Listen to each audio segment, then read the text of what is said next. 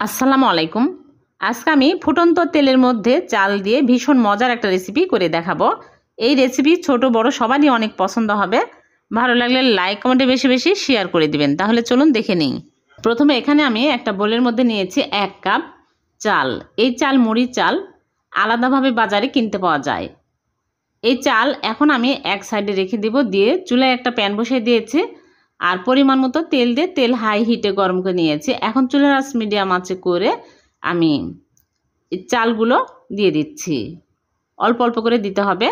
দেওয়ার সাথে সাথেই দেখুন একদম মুড়ি হয়ে আসছে। বেশিক্ষণ রাখা যাবে না তেলের মধ্যে, সাথে সাথেই তুলে নিতে হবে। বেশিক্ষণ রাখলে লাল হয়ে যাবে, তখন ভালো হবে না। সবগুলো আমি এই রকম করে ভেজে নিয়েছি। দেখুন একদম বাজারে কেনা মুড়ির মতোই হয়েছে।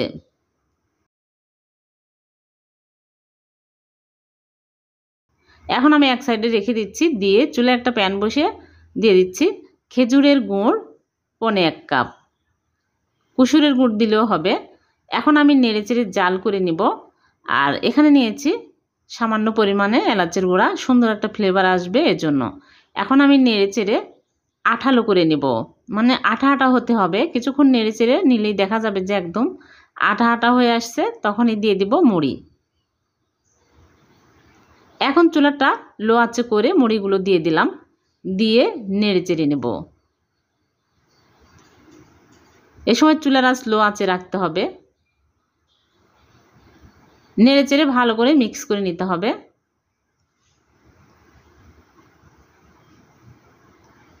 এখন আমি চুলা থেকে নামিয়ে হালকা গরম থাকতে সাথে সাথে এইরকম করে নিয়ে চেপে চেপে মোয়ার শেপ দিতে হবে। ঠান্ডা হয়ে গেলে কিন্তু ঝুরঝুরে হয়ে যাবে, তখন শেপ দেওয়া যাবে না। সাথে সাথে এইরকম করে নিয়ে আমি সবগুলো শেপ দিয়ে নিচ্ছি।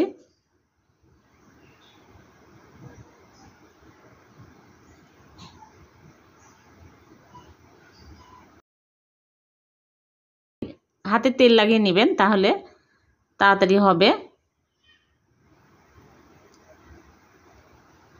সবগুলো বানিয়ে নিয়েছি, দেখুন হয়ে গেল। 1 কাপ চাল দিয়ে অনেকগুলো মুড়ির মোয়া। এগুলো বাজারে কিনতে পাওয়া যায়, বাড়িতে খুব সহজে কিন্তু হয়ে গেল। আর ভিডিওটি যদি ভালো লেগে থাকে লাইক কমেন্ট ও শেয়ার করে দিবেন। আর চ্যানেল থেকে দেখে থাকলে চ্যানেলটিকে সাবস্ক্রাইব করে চ্যানেলের সাথেই থাকবেন। আর পেজ থেকে দেখে থাকলে পেজটিকে ফলো দিয়ে রাখবেন। আবার দেখা হবে নতুন কোনো রেসিপিতে। সে পর্যন্ত ভালো থাকবেন। আল্লাহ হাফেজ।